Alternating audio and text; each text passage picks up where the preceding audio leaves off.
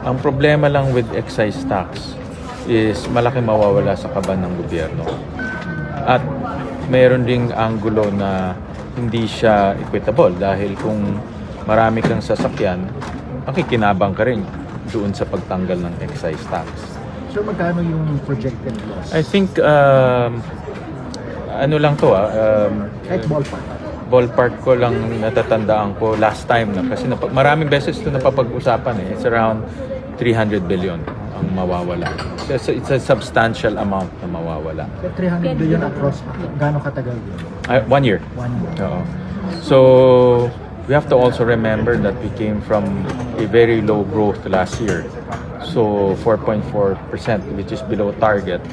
Pag below target kan, effect niyan, ang collection mo below target rin.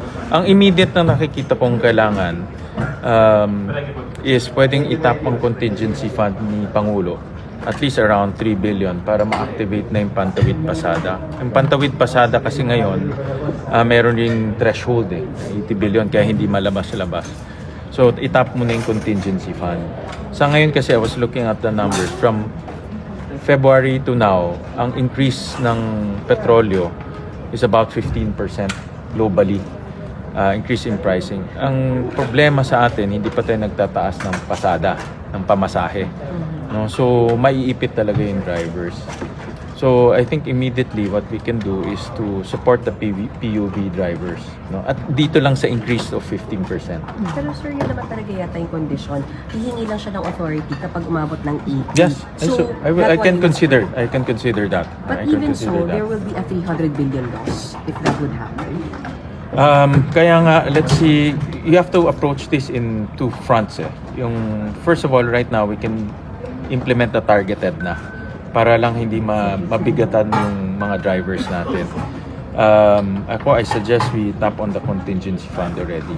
Huwag na natin antayin yung $80 ng Pantawid Pasada kasi mataas na yung increase. That's 1 month, nag-increase na siya ng 15%.